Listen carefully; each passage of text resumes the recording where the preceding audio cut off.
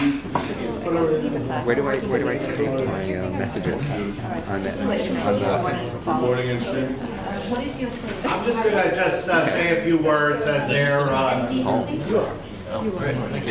they're trying to get the last. It's at Has everybody been able to register? Okay, and get on site. I'm going to say a few words before we actually start, and as we're trying to get the last of the technical things in place. I just want to welcome everybody to our second session. And I think this is going to be a very exciting one.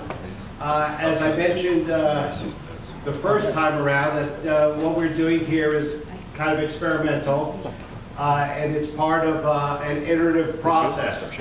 Last week, we were able to discuss the medical and the psychiatric issues associated with 9/11. Technically, we were able to get our live feed going, and we began to get some feel for one another, and I thought it was an extraordinarily successful session. Today, we're kind of expanding that horizon. We're increasing our group. No longer do we have mere medical students and professors, people who are medical in what we do, but we've now expanded it. We now have patients or responders who have joined us. We have Bill Fisher, who I wanted to introduce. Bill is the man who you see on the cover of our book, We're Not Leaving. That's Bill. And his wife, Cindy. And I really appreciate them joining us.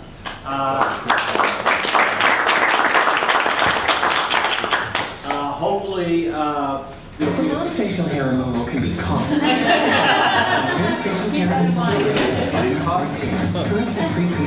Hopefully, as time goes on, we're going to have a couple of other responders who are going to come.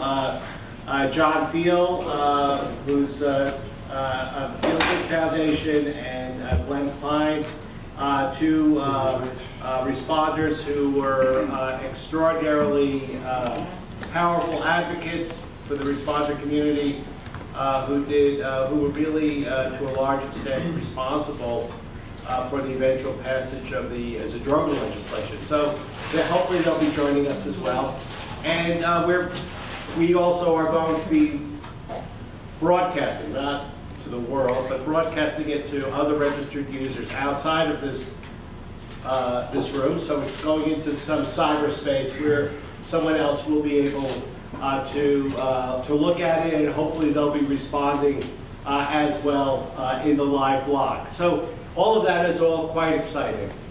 And then to top it off, we have one of the world's experts or gurus in social media. And Kanta, who we all know and met last week, will introduce him. But I just want to say that Kanta introduced him once to me, and I went to one class of his, and I immedially understood as to why he was a guru, and so I became his follower. Like this is like so that's and I'm sure that Kanta will give him justice as to his accolades and his position in the world.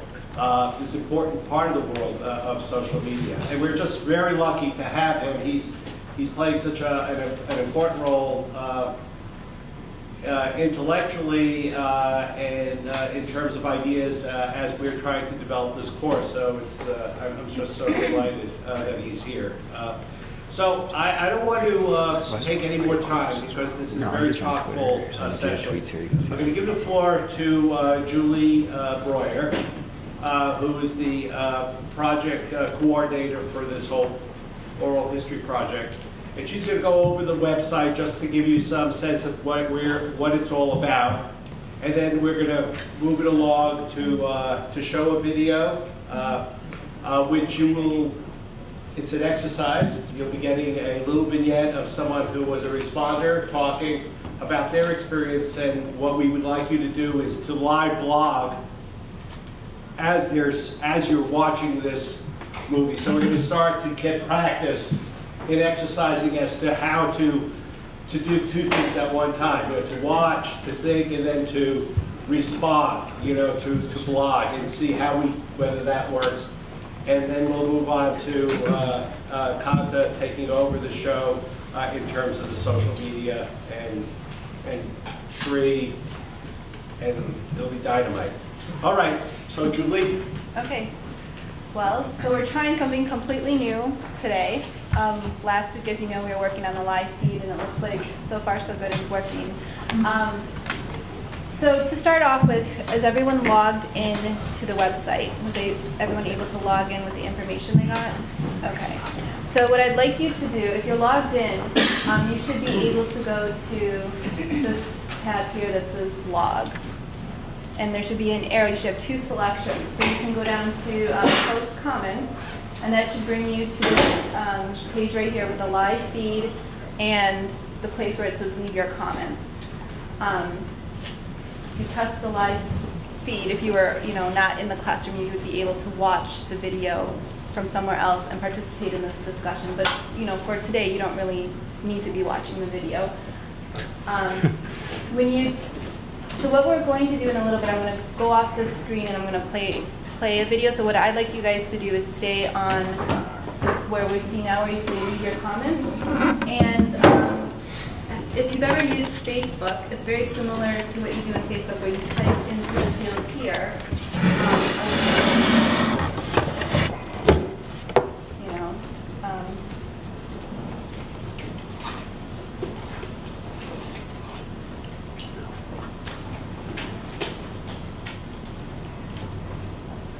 Submit the comment, and you'll get a little announcement here to say reload comments. You can do that to refresh every once in a while, but it should show up here. Here's my comment, and you can reply to it, you can share it, you can do whatever you want with it, just sort of like how Facebook works, if you guys are familiar with that. And we're going to utilize this space to have a discussion while the video is playing. So if you have any questions from what you see, if you have any thoughts, emotions you want to share, and what we'd like to see is you testing out the site, utilizing it, responding to each other. If someone has a question and people want to answer it, feel free to, blog whatever you want. Does anyone have any questions? No? Okay. So let's run the video. The first video we're going to play is somebody who you should all be familiar with. He was from your readings, John, who was a firefighter.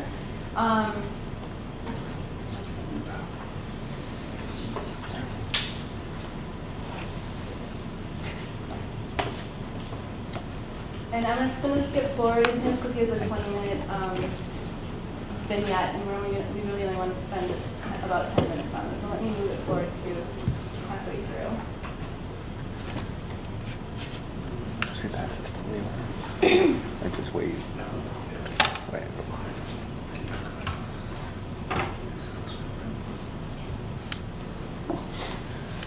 This guy.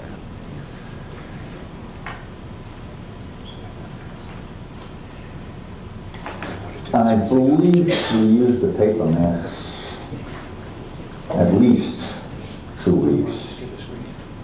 I would say we were well into the second week before we got a respirator. And then the respirators they issued us wasn't the right one. The canisters weren't right or something. The filters weren't the proper filters. So they had to take those back and give you different respirators. But quite frankly,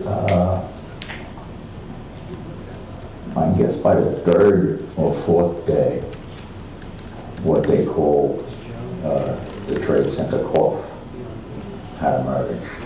And it was pretty, I mean, the fire department issued every member a steroid inhaler because of the cough. You didn't even have to go and see a doctor. They just issued everybody an inhaler because they knew you were going to get the cough. If you didn't have it yet, you were going to get it. So firefighters work on a principle of air quality. If I can see the air I'm breathing, I know it's not good for me. You know, so if you can see what you're breathing, you know it's not good for you. So we expected, you know, there were going to be side effects. I don't know that I thought mine was going to be as bad as it turned out to be, but I certainly knew the air I was breathing was good. In the 3 months that I was there, we found very, very few victims. We found pieces, but not bodies. I remember shoes. Kept finding shoes with feet in them. And you'd say, oh, well, there's a body here. And you'd dig and dig and dig. There would be nothing else. You know, just shoes with foot in it.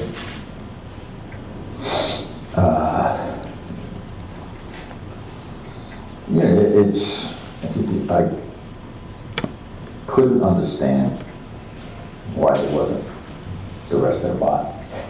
I mean, if the foot is here, there has to be something else. And there wasn't. You would dig and dig, and you know, there wouldn't be anything. I can remember one day, one of my men found, we were digging. After 2 days or so, we started going by smell, decomposition. You know. So you would get in an area and you could smell it. And that's where you would start digging. He uncovered spinal column, intact, full spinal column, but that's all. Nothing else. You know, again, everybody ran to that spot and started digging. You know, we were going to find some remains, but we didn't. You know, it's just pieces. They were just thrown all over. Whenever you found something, you had to call. They had. Each side of the trade center had a chief in charge at our command post, and you would call back to your command post. They would send out somebody with the GPS unit so they can mark the location of the remains for a record to make sure that then the remains would be bad and carried off site to the morgue. To me, it was like a reward. You know, you were doing something right. You found somebody's remains, whatever they were, and you were going to return those remains to their family. So you did get that sense of, you know, accomplishment. It's just that you didn't get that often. And I think that was, for me, the most discouraging, that we weren't finding bodies. You know, you bring out a whole body, it's an accomplishment. I kind of feel like, when I think back, if I were to say anything was discouraging, that would be, you know, that would be what was most discouraging for me. I have a collection of little teddy bears. It's like every time you really get looking really whipped, some young girl will walk up and give you a teddy bear. Yeah, here's a teddy bear, you know. And it would perk you up and you go back to work. So I have about 8 teddy bears on over my computer at home. There was just so much to do, you really didn't have a lot of time to think about, you know, how bad it was. I mean, we knew, like I said from the beginning, that there was going to be a lot of firefighters died that day. Once that first building collapsed, there was no doubt about it. It goes back to training, you know, because they're professional. You're so busy doing your job, you really didn't have time to reflect. And only later, you know, the thoughts, you know, kick in, and it's not hard. I don't talk about it a lot. I don't like. I wouldn't go to the memorial that they're going to build at Ground Zero. I'll never see. I just can't go back there. And I prefer to remember the hole in the ground that I climbed out of on that last day, as it was. I think the recovery was our main concern. You know, so I wanted to bring as many people home as I could. I certainly didn't want to leave any of my brothers in that pile. You know, I wanted to get as many families something. I didn't go to funerals, though. I couldn't go to funerals. That's why I spent as much time on the pile as I did. Psychologically, I probably would have broken down. I don't think I would have made it that way. For me, it seemed safer to be on a pile or in a pit digging than going to a funeral. I did attend a few, but not hardly as many as most other guys attended. I knew it wasn't going to work for me psychologically. But I don't see any great change in the world since 9/11. I don't think we've learned any great insight. If you look around the world, people in charge are still doing the same dumb things they were doing before 9/11. Nothing's really changed. There's no major change that's going to prevent another 9/11. And I think most of us should just argue about when the next time we're going to get it, not if. It would have been nice had on September 12th, the world leaders got together and said, we can't have this anymore. We have to get peace. We have to get along. Well, it's a pipe dream. It wasn't going to happen. It would have been nice, but we all know it's a pipe dream. We were always going to find an excuse to kill each other. It seems that way to me. I always laugh. I'm 66 years old, and in every decade of my life, this country's been at war with someone. I'm not saying it's our fault, but a man will always find an excuse, it's just to war. I guess it's nature, but I don't know. It's scary. I don't view the world as any more dangerous today than it was on September 10th. On September 10th, I was maybe a little more forgiving. As I said, I thought the world was just as dangerous then as it was on the 11th, but I guess after the 11th, I was, okay, that's one for you. I'll get mine, sooner or later. I would say what goes around comes around.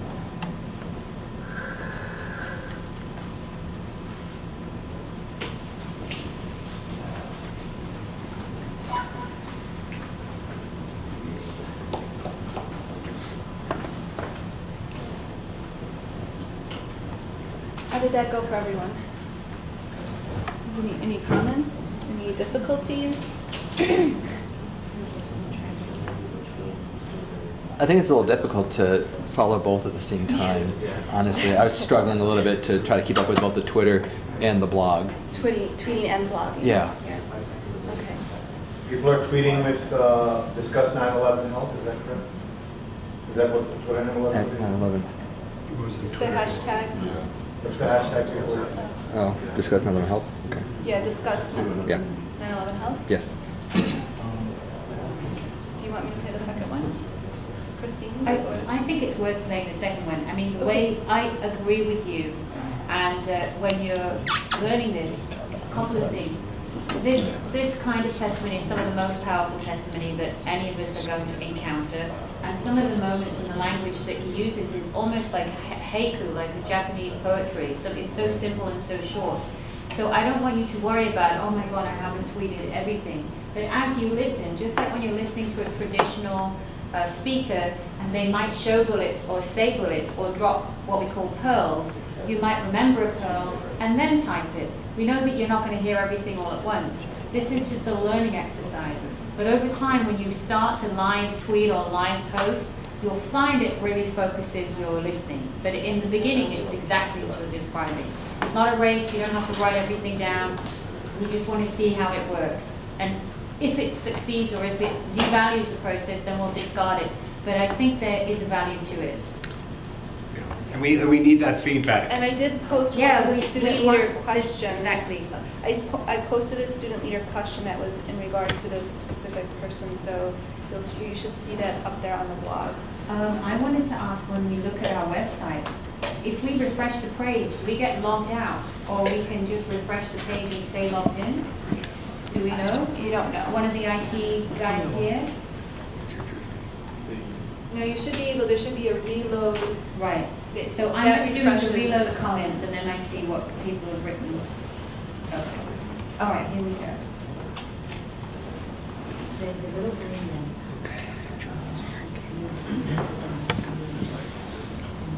Someone here is a little freaky.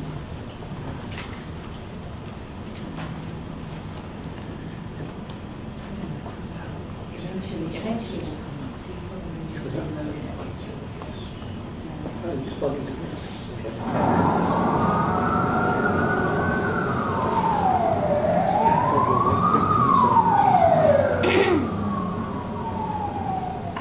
I had just done a midnight, and I had driven home from work, and I was actually getting gas in my car before I went home, and I got a phone call from one of my friends who was retired from NYPD and said, "Did you listen to the news? You know, a plane hit the World Trade Center, and it just doesn't look right, you know."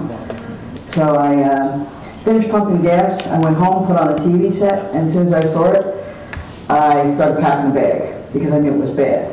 I mean, the first plane had only hit, and I knew it wasn't a joke, I knew it wasn't an accident. And I called my parents in Florida right away. My parents are, to me, World War II heroes. My mom was a nurse, my dad drove a landing craft on the beaches, and I said, "Put on TV, something is going on in New York City, I'm going to go back to work." They haven't called me yet, but I know they will. I said, I packed a bag, I'm going back to work, I love you. And I hung up, I got back in my car, and then drove from Long Island, and they had the Southern State closed. And then they put us all on the grass if we had ID. So we just rode the grass line the whole way into the city. And I thought, since once you hit the city line, there was not a car on the road except for, you know, a handful of guys, you know, going in. I said, I got a straight line right to the tower. Bell Parkway, Battery Tunnel, boom, I'm right there. And I said, our precinct has a war room. There's one in every borough. So I said, I'm going to go, I got a big truck, I'm going to fill up everything in the from the war room, load up my truck, lanterns, blankets, stuff like that, and I'll shoot down there. I went to the precinct, that was not to happen. There was buses in front of the precinct, and they said, suit up, and they put like, I don't know how many of us, maybe 25 of us, on a city bus, and it had body bags. And I think there might have been some MREs in there, some food, some type of food too. And they told us, drive around, just keep driving around. And I guess they were waiting for another attack. So that was what because we couldn't understand what we were doing at first, and we were listening to Citywide, and we were listening to the chaos, and we were, you know, we were like horses in the gate. Let us go down there, let us go down there. So it was very, very, very frustrating. At 4 o'clock, we all got on buses to go down to the Trade Center. It was 4 o'clock in the morning, and I'll never forget riding over that bridge, and we were the only bus on the road, and just seeing the smoke, and you could hear a pin drop. I mean, you got like 40, 50 cops on a bus, and you could hear everybody breathing. It was just the smoke billowing and stuff. And then we got the bus as far as we could get down there, and you could start to see the dust, and the layer of dust was just like snow. And we got off the bus, and we were going to do like an inner perimeter, so like in the dust area. They still had no equipment for us at all, nothing. As we were walking in, we could see firemen and other cops walking out, and I'll never forget the look on their faces. It was like nothing, like hollow souls. It was like frightening. And we're walking in all clean and shiny, and they're coming out just shot to hell. The minute me and another fellow cop from 113, the minute we walked into the site itself, the whole, like the canyon, we yelled, guys were yelling, help us over here, help us over here, and they were pulling out a Port Authority cop who was deceased. And we were helping them with the stretcher. We were trying to get shield off and the gun off, and everything was kind of burned. It was just horrendous. And so I don't know how this kind of stuff happened, but like out of nowhere, it felt like an ambulance just backed in. Out of nowhere, a flag was handed to one of the guys, and we kind of did like on our knees a little makeshift kind of memorial quickly, you know, because we heard other guys yelling for help. After that, somebody grabbed us. I don't remember who it was. I don't even think they were with the police department. I think they were with the fire department. And they asked, can you guys help just right in this area with finding any body parts, any IDs, things like that. And we're like, absolutely, you know, right? And they gave us bags and tags and all kinds of stuff. And the first thing we were looking at is you were looking at stuff down there and you could kind of make out what it was. And the first thing I found was an entire body burned into rebar. But you had to kind of look a couple of times. It was so unexplainable, the rubble down there. There was not a desk, there was not a chair, there was not a computer, there was not a briefcase. There was nothing but dust, concrete, rebar, and papers lying around. Probably the first couple of days were just the worst of the kind of just, you're looking around like overwhelmed, you know, just overwhelmed. I think that once we realized that it was kind of nobody alive, that was when it really set in, like, man. The dogs, they were like the ones getting hurt down there and stuff like that. They were the little unsung heroes, right? The dogs were getting depressed because they weren't finding survivors. So I was down there with a guy from the 113, and they asked for volunteers to hide in the rubble. They pulled everybody off the rubble, and they hid a bunch of us up there, and they told us to lay down like we're hurt, and they sent all the dogs in. And the dogs started barking, and life came, and everybody was clapping, and life came back to the place, and we pretended that they found us, and it was incredible, though. That was something that was unbelievably moving, you know, really was. When FEMA came, the shiny uniforms, they pulled up in 3 huge buses, and they marched out, and I watched them. They marched right up to the edge of the barricades. And then you saw them do this. Oh my God. Like, guys, you can suit up, but you're not going to fix this thing. Like, you know, I think they come with that, like, we're going to fix this thing, and you ain't going to fix this thing. We need all of you. Keep coming. And I'll tell you, that is a very motivating thing, that when you look over your shoulder, and the guys kept coming, they kept coming from California, Oregon. We had Border Patrol guys from San Diego, California, staying in a hotel in our precinct, and they ran out of socks. We bought them socks that people were bringing us. I mean, the camaraderie, that is one thing that anybody that lives in this country, let me tell you something, we are a force to be reckoned with, you know, and people, we're going to always just stick with each other. I'm still very proud of the way America responded, and I'm praying to God that if it happens again, they'll respond just the same. But I think there is a little lull that we all get like, oh, well, maybe they didn't mean it. I can't help it. They say that younger people respond that way, like, you know, they're building that mosque down, you know, next to where the memorial's going to be, and like, they say younger people will say, well, maybe they really do want to honor their dead, and where older people like me are more cynical, like, no, that's disrespectful, don't do it. So I think that younger Americans are more passive, where the older Americans, which we're the majority, thank God, is let's stay vigil, you know, let's stay together. Pictures don't do it justice. You will never get it unless you were right in it. I mean, I've never seen any TV show, I've never seen anything, and I've seen like probably it all. You will never get it until you're standing in the middle of that chaos. I mean, absolute chaos. And it was,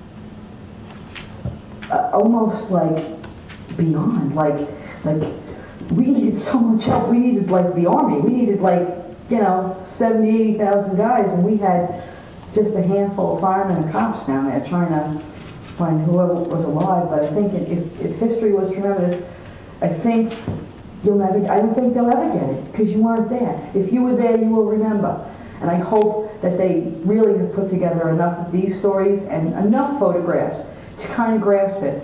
But I don't think you'll get it that it took, 5 hours to walk around the perimeter. I don't think you'll get it that there was stations to feed dogs. I don't think you'll get it that there was dog triage. I don't think you'll get it that there was eye triage, because your eyes were constantly, the corneas getting burned. I don't know if they'll get it unless they were down there. So I just hope enough people recorded enough things and wrote down enough things that you'll know it was really bad. It was really bad. And in the biggest city, the most important city in the world, we can never let this happen again.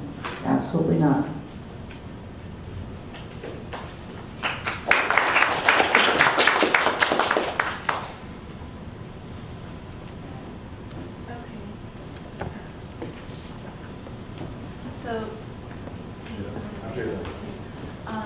So I see that there's a lot of activity. It's over in the corner of Mendita, a lot of great comments coming in, and I don't know, maybe it'd be just worth to just review some of them. Right. Talk about it. So, Martha, do you want to? Why introduce? Yeah. So we're going to give the floor to Kanta now. Okay. And let her take over the session. Okay. So I think we got a good start. Thank you, everybody. Can you all see me, or do you need me to stand up? You know who I am. Kanta Ahmed, one of the physicians that takes care of sleep disorders in these patients. What this session has been my vision. My vision is that we use all of the technology that we have to our availability, not just in the classroom but outside, in the social media medium, to be able to share stories like we've just heard, to share information from our expertise, in which you are particularly expert because you're immersed in this subject as students in this module, to share expertise as family members of first responders, as first responders themselves. This is an ambitious goal, and this is the first time I've done this with any of my peers. So I am also learning. And for this reason, I invited my teacher and my colleague and friend, Professor Shri Srinivasan, who is a revolutionary of his own kind. He is the Chief Digital Officer and the first Chief Digital Officer at Columbia University in New York. There is a whole field of digital journalism, and much of digital journalism actually was launched at the time of September 11th. That's one of the salient features of that event, is that it was one of the first experiences transmitted in this medium, for good or for bad. And Shri's biography is very long and complex, but he is renowned amongst the top 25 social media gurus nationally, if not internationally. And he's here to teach us how to use some of these tools. We're very lucky that the founder of the course, Professor Luft, and Julian Nandita are willing to try this very unconventional mode. You're going to have a lot of questions which we will go through. What I would like to do is hand it over to Shri so he can teach us some of this basic nitty-gritty. But what I've already seen as we were listening to the two videos is many of you have posted comments in tweets about things that I didn't actually hear, not just because I was typing, but we all hear differently and we learn differently. And so when we review comments and when we review content, that becomes a form of collective learning and collective intelligence. One of the things that Professor Love talked about last week was that this is a room and a community in which there are no barriers. So of course, our professors have more experience in certain areas, but you have more experience than anyone else, as this colleague just said to you. If you weren't there, you didn't experience it. We're sharing that. So it's not a hierarchy, but in certain areas, We have an expert, so we're going to ask Shri to teach us to use these tools of social media. They're not supposed to be a barrier to your learning. They're going to be actually a tool to facilitate us reaching you and then each other once the room disperses, and engage beyond that. So that's what I'm hoping to achieve, and we'll see, you know, whether or not you think that's successful. Thank you, Shri. Thank you. Hi, everybody. It's just such an honor to be here today and to spend time with all of you. Before I speak, I thought maybe we could just go quickly around the room. I know you all know each other, but it would help me if we could just get a sense of who you are, what is your connection to this course, and then one thing you took away from the 2 videos you saw. Meanwhile, I just threw up my website here. It's sri.net, not sri.com. Sri.com is a chain of motels in Florida. So the first thing that's important is kind of how your site identity kind of follows you and has a role to play in getting things accurate. So we'll keep that in mind, but let's start with Jonathan. Sure. My name's John. I'm a second-year med student. I guess I kind of became interested in this class because I was in the city for my first year of college and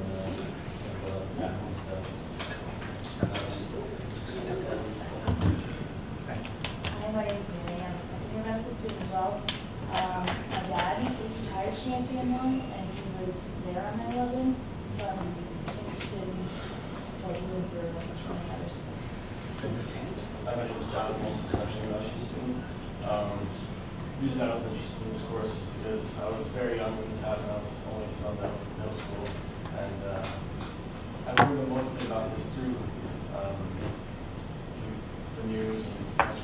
So I wanted to get better exposure and better understanding.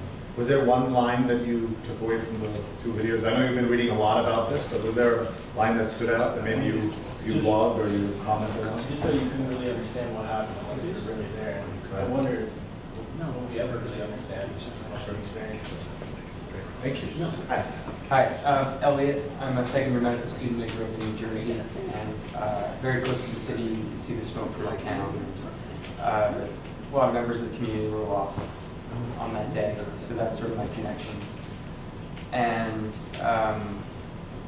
I guess just watching the videos, I was thinking of the shoe exhibit at the Holocaust Museum and the connection between this guy's story about only finding shoes and sort of it tapped right into that feeling that I had seeing that exhibit like 10 years ago. Thank you.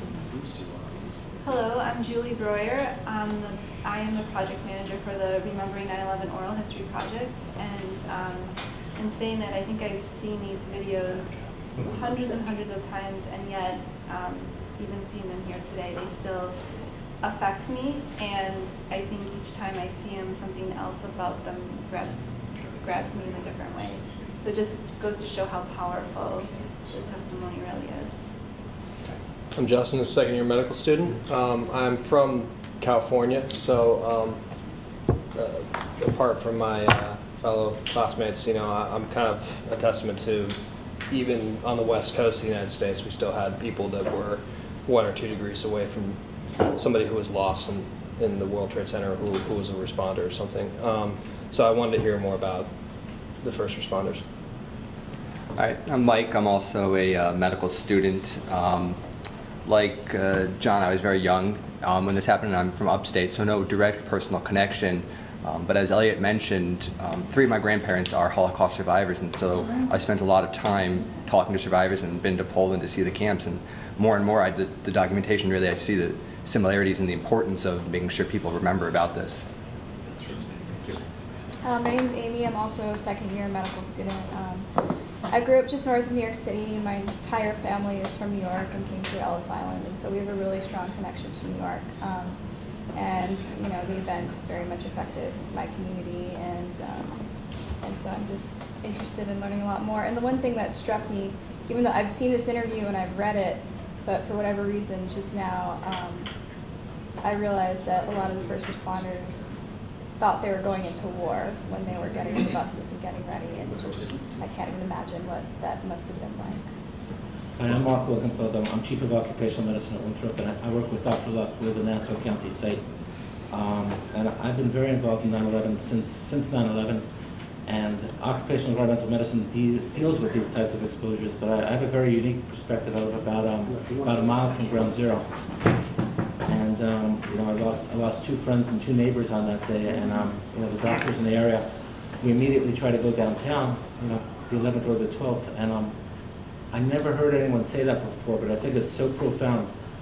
Unless you were there, you can't even imagine what it looked like. In your wildest imagination, you look at pictures, you look at movies, you hear just the total horror and despair. And I think what's beautiful is that, and these are the words you hear from these people, despite all of that, the humanity that's shown through in the responders are truly selfless people. And I think that this is a wonderful course, and I think it's, you know, it's very important that people remember. But again, you just, you know, the books try, and the films try, and the speakers try, but the only way to really know what happened is to have been there. So. Well said, thank you. My name is Joseph Levin. I'm a second-year medical student, and I grew up in New Jersey, about 10 miles from the George Washington Bridge. So I was very close. I was in high school when 9/11 happened, and my father was actually in occupational medicine. He was responsible for establishing one of the clinics that screened and treated first responders at Mount Sinai, so I wanted to get a better sense of his work and some of the issues faced by the first responders at that time. And I guess from the videos, one of the things that really struck me was not really what was said, but the first gentleman, you know, he was on an oxygen tube. So, you know, very striking imagery there. And, you know, it's not only the sacrifices that the first responders made at that time with their time and efforts, but they continue to live with these health problems that will affect them for the rest of their lives. So. Absolutely. Thank you. My name is Aaron Brinster. I'm an oral maxillofacial surgery resident.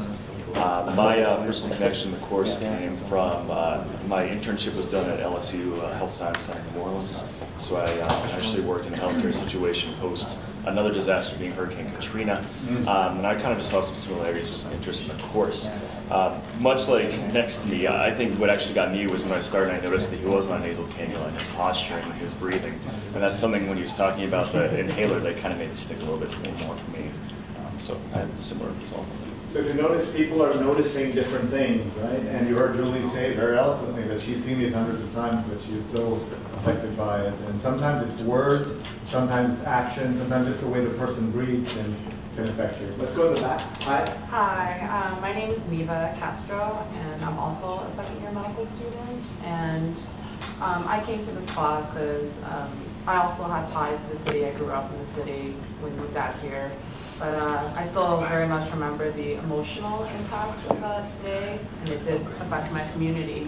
But I think that I also I do want to learn more about the different perspectives and get better insight into what happened. So hearing, from the people that were there, so hearing these videos, I think, again, something that was mentioned was that you don't know what it's like unless you were there, and no books or photographs can really capture that. That's one thing that struck me, as well as when the lady who was speaking said that she saw a bunch of body bags in the bus, and you know, that's a very striking thing for me, and seems like a very emotionally tense environment that I've never been exposed to. Thanks. Hi. Hi, my name is Christine. I work for Dr. Luft. I help to do some of the filming of the responders, and I'm just here to assist today. I'm Adam, a clinical psychologist. I work at the World Trade Center Health Program in Islandia. Thank you. My name is Glenn Klein, and I am a 9/11 first responder at the NYPD Emergency Service Unit. And I got affiliated with the 9/11 Health Program. It was called 9/11. I don't even remember. But anyway, it's a great program, and I'm happy to be here today to share anything that anybody wants to talk about. Thank you. Thank you for your service. My name is Bill Fisher.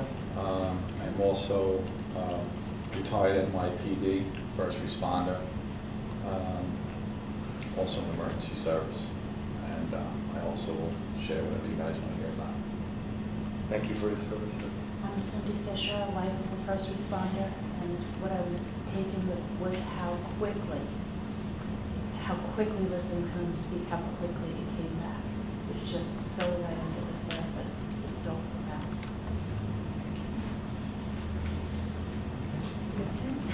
My name is Leora. I'm a second-year medical student. I was also listening on 9/11, and what struck me was the person who said that for him, the world didn't seem like a more dangerous place September 10th than September 12th, and that was interesting because I think for a lot of people in my generation, younger generations, it did seem much more. He said it didn't? I didn't hear that. Oh, he said it didn't. Yeah, he also said it hadn't changed really. You know, the world hasn't changed. It's not much better or worse. Well, thank you everybody, and thanks. I want to thank Dr. Love for including me here. You should know that he's a very smart man. You already know that. But I asked him to autograph this book for me, and he said, "I'll wait till after, see how you do." So if it's good, he'll say something nice. Otherwise, he's going to say, "I can't believe I brought you in to do this." So but thank you, and thank you for your service for our community and the world in doing this. So we're going to use this as an opportunity to look at how social media can help you tell stories. And I'm here to kind of evangelize the idea that people in your various professions, your various choices, and what you're doing in life have important stories to tell, and that the world wants to hear from you. And so one of the things I'm going to try and do this kind of in as fast a way as I can. I should tell you that when I first started teaching social media at Columbia's journalism school, I said to my students, if your parents know we're paying Columbia tuition for a class in Facebook and Twitter, they're going to call my boss and get me fired. So what we have to do is try to use it in a strategic manner, and that's going to be kind of my theme here today, that let's use social media in as strategic a manner as possible. Well, one of my other ideas is that we should be always, I call it ABC, even though I work for CBS as a technology reporter, I call it ABC, always be collecting. And what I mean by that is take out your cell phones, and you almost all have smartphones of some kind, and just use it to take pictures of things. There's so many interesting things just in this room. Forget the content of what we're saying. One of the things I noticed that everybody in this room around this table has a Mac, except for this. That's an iPad, right? What is it?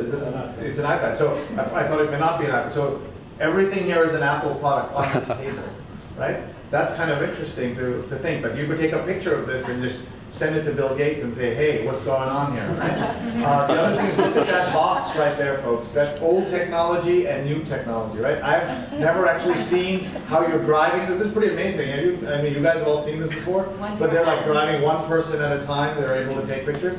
But it's in an old, like, Apple box, right? Apple meaning the old kind of where you put fruits you eat, like that's that. I don't know what that is exactly, but or a milk crate, that's what it looks like. It's one for New York. Yeah, exactly. You could just take a picture of that, and I tell people that, I mean, you're going to experience things that no one else in the world will see, and if you practice collecting things throughout your day and your life, then you will have the option of sharing it when necessary.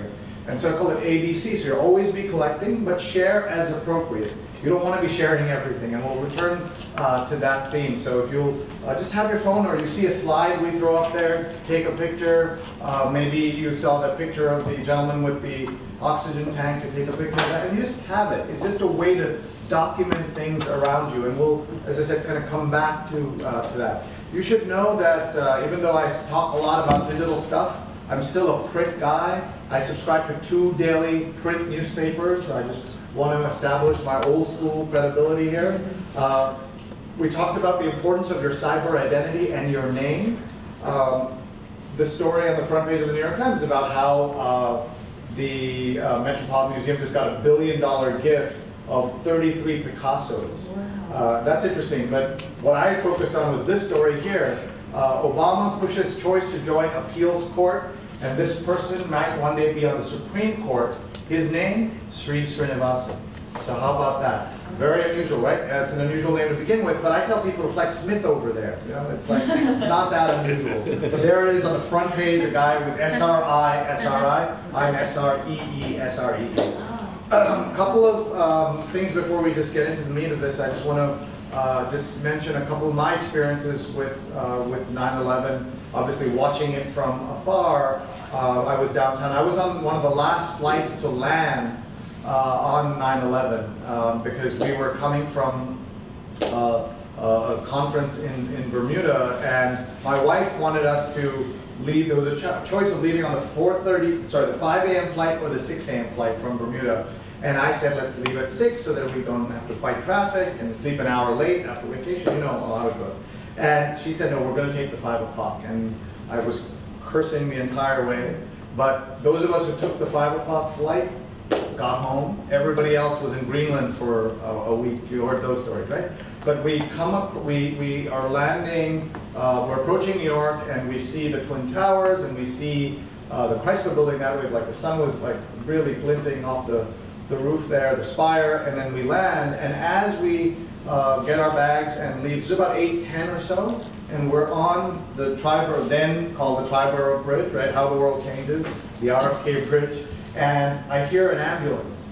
I hear a siren, and I presume it's the cab driver is, goofed up in some way, and so we're going to get pulled over. So he starts pulling over, but it's an ambulance, and it's another ambulance, and another ambulance, and then we see the smoke, and everything that happened, and many of you were there directly. And just watching and looking at all of that was so, that's all we did as journalists. We tried to tell that story. I was working at Channel 7 at the time. One of my students was with Mayor Giuliani at that time. And you remember it was primary day, and so he was following him around. You remember Mayor Giuliani at that moment was kind of at the end of his, his career, and there were no press really following him around. So one of my students was walking with him when everything happened, and then they walked together toward the towers, and then it fell, the first tower fell.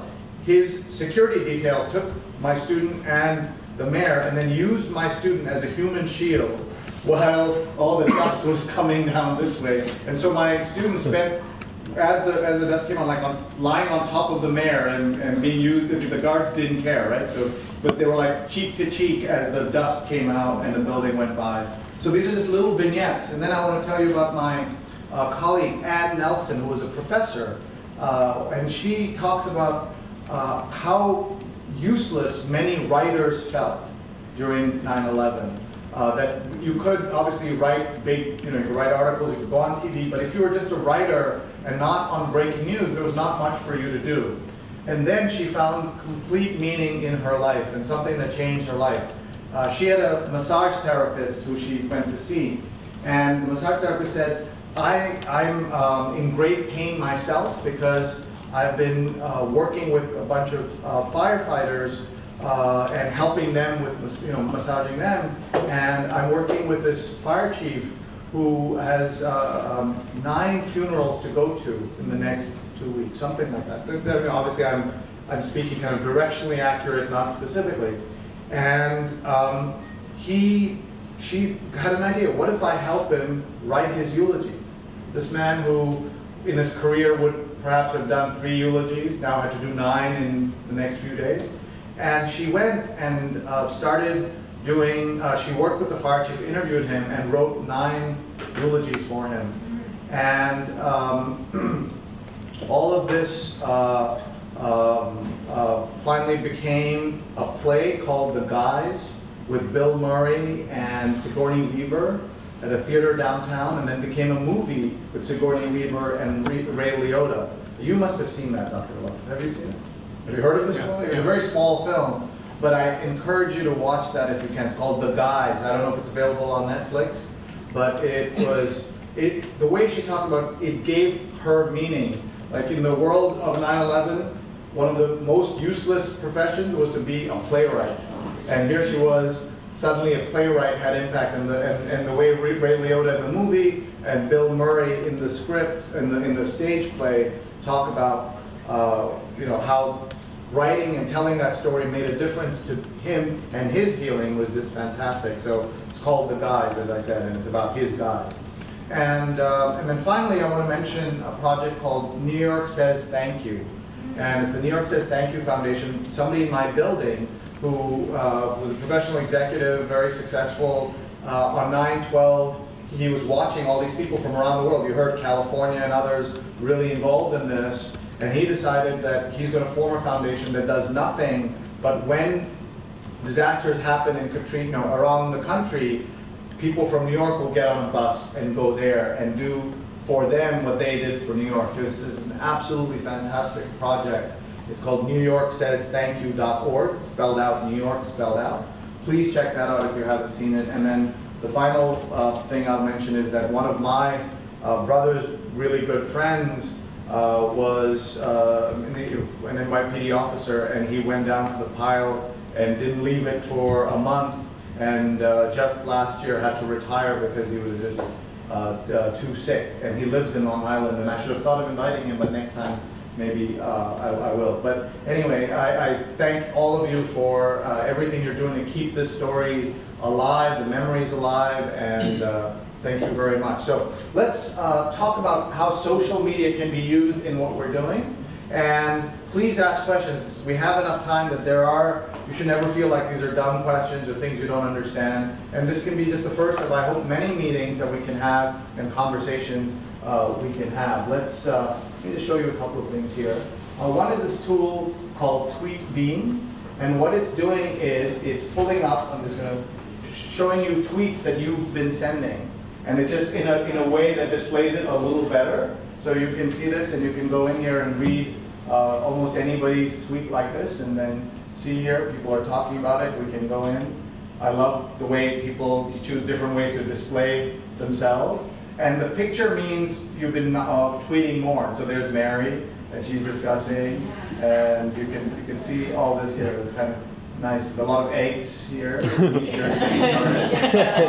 okay. And you should know something about Dr. Emmett, that she tweets faster than anyone I know. It's kind of almost out of control. Just up to the line. So you can rein me in. But how she does it, I don't know, because I cannot keep up. And I would also make the point, some of you observed, that it's hard to tweet and listen and do everything else. And you don't have to always do everything, right? There is the importance of kind of thoughtful reflection is also important in what we're doing and saying. I wanted to show you here this slide, and this is something that a lot of people like to take a picture of and tweet it. So if you want to pull out your camera and just practice, just take a picture of this and see how it looks on your camera and share that. The dirty secret of social media is that almost everyone will miss almost everything you do. And then you might say, gee, Dr. Luft, why'd you bring this guy if this is true? Why are we doing this? It's absolutely true, because there's too much content. You may know that it took Twitter 3.5 years to hit their first billion tweets. Now they hit 1 billion tweets every 2.5 days. It gives you a sense that there's just too much stuff. But this is also true of other mediums, other kinds of ways of communication. That story about the 9/11 mosque that was mentioned, it was broken by my student on the front page of the New York Times. Front page, and almost nobody cared. It wasn't until the following spring, ahead of midterm elections, that Sarah Palin went on the Laura Ingraham show and called it a victory mosque and said all these things that then the whole world paid attention. So we're in a world where you could be on the front page of the New York Times and it only has a small blip because there's too much going on. And it's also true about television. How many of you have seen me on TV? Look around you, look at these hands going up. It's amazing. Dr. Luft is the only one, and I forced him, I'm sure, to watch. But just to give you a sense, I've been on the Today Show 40 times. I've been on New York City television every week for the last 13, 14 years. Every week, and you've never seen me.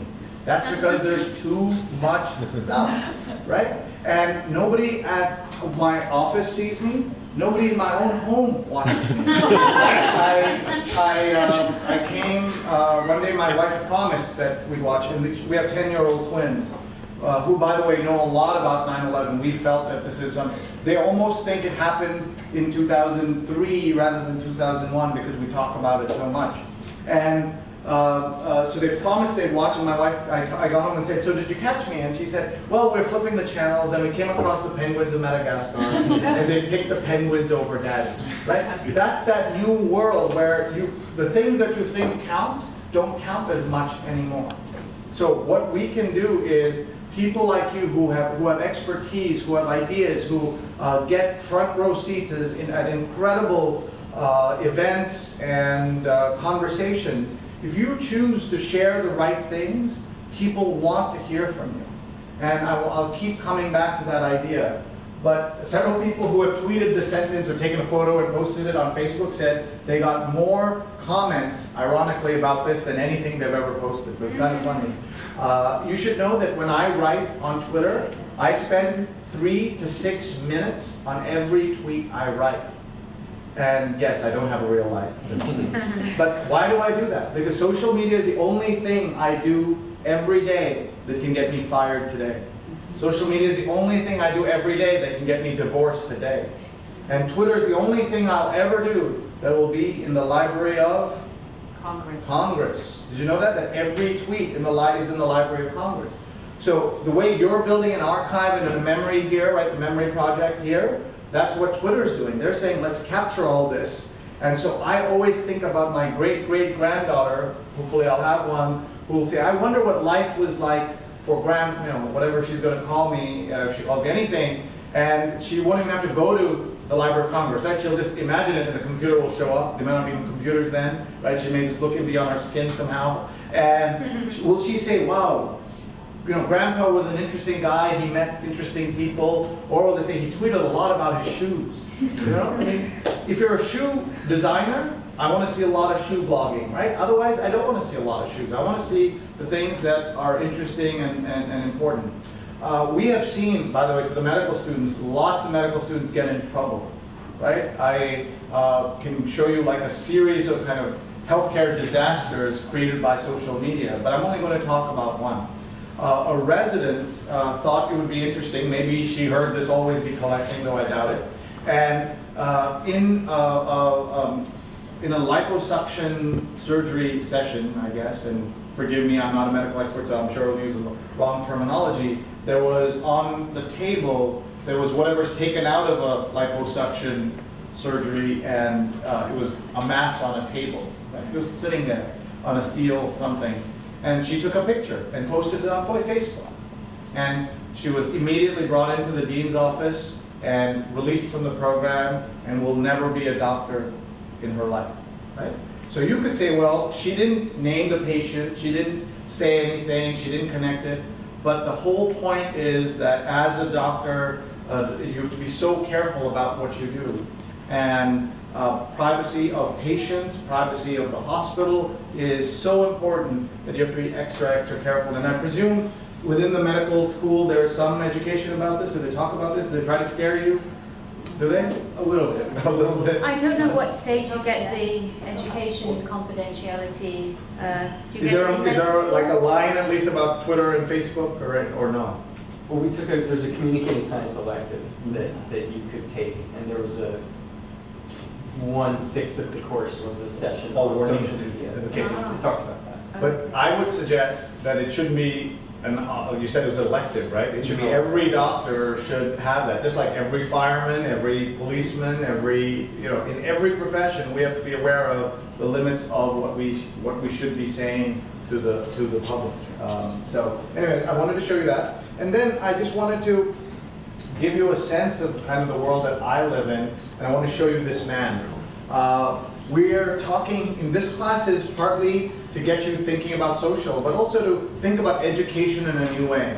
And that is not my cousin, but a guy named Sal Khan. Does anybody know who he is? He's one of the world's most important people.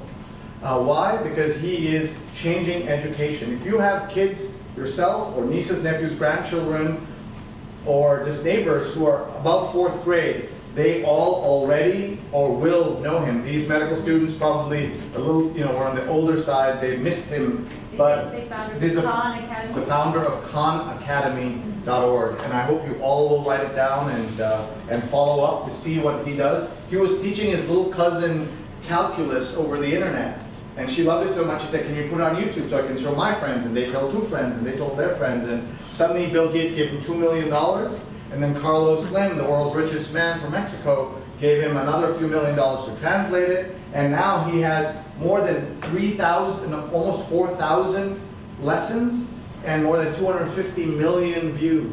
And it's not just calculus, it's art history, it's science, it's social studies, it's unbelievable. And in my kids' school, already the parents are using it after 4th grade to supplement their education. In Idaho, they are using a statewide pilot for students to use this.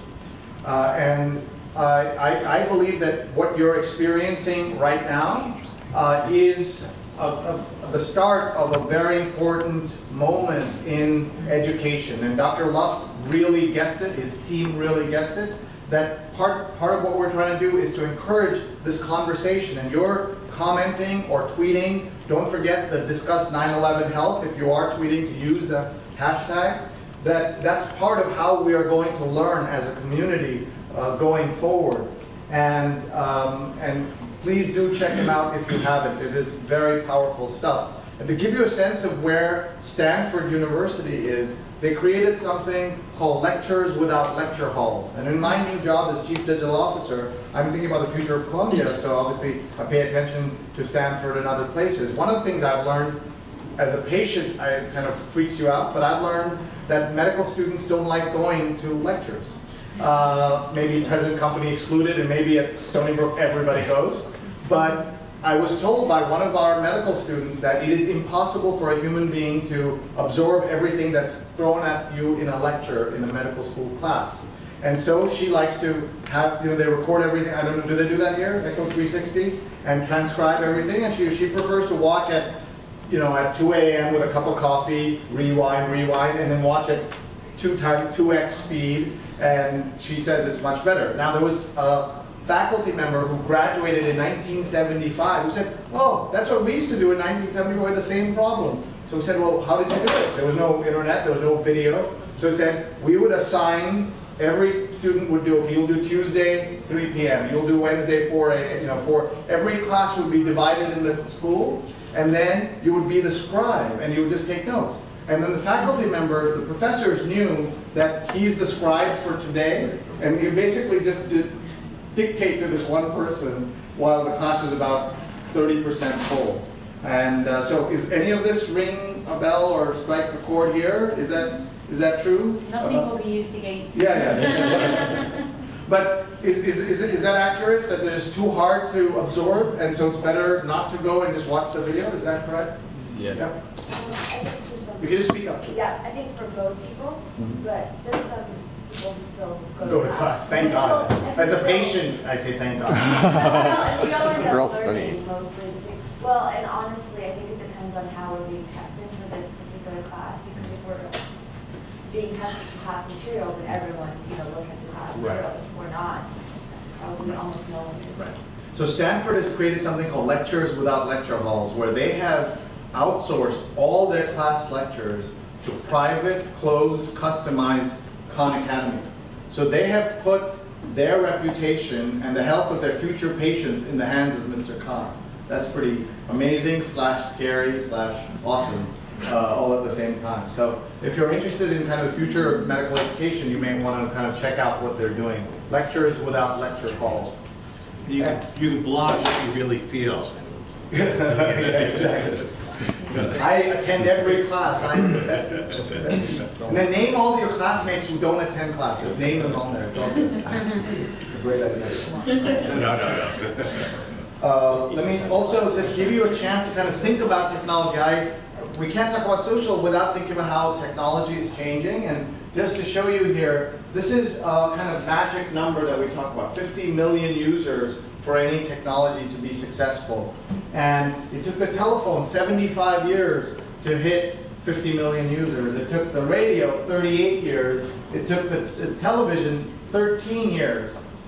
The web 4 years, Facebook 3.5 years, all the way down to Draw Something, which is an app that some of you might know. It took 50 days. And then Angry Birds Space took 35 days. That is different from Angry Birds and different from Angry Birds Star Wars, which I know some of you like. And then there's another, after this there's another one called Bad Piggies. Anybody know that story? It's about the Angry Birds story from the pig's point of view. Like Wicked is from the witch's point of view of Oz, right? That's what this is. And that took 7 days to be #1 on iTunes. It was amazing. Or maybe 3 days to be #1. Anyway, so just to give you a sense of like technology is always going to change, but we have to know what technology to trust and what to ignore. So I tell people, be an early tester, late adopter of technology. Be an early tester, late adopter of technology, and as we're kind of thinking about this. So let us go back to our tweet theme and see if people are tweeting. And I'd love to see more of you tweeting and posting things on here.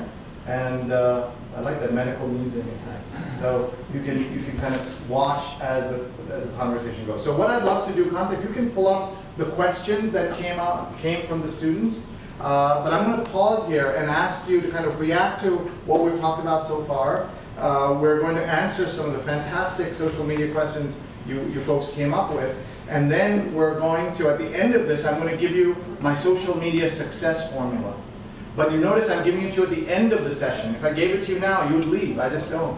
It's like television. You ever watch TV? They'll tell you, we have this thing called Sweeps Week or Sweeps Month, where it's like all these cliffhangers on TV. But we also tell you, you watch an ad and they'll say, is the sandwich you're eating about to kill you? Film at 11. And they're like, wait a minute, I'm eating the sandwich now. Tell me now. So this is a little bit like that, but I promise you the formula will be the last thing we do. So Kanta, do you want to read it? But let me first go to our audience here and see anything you'd like to ask, respond, correct.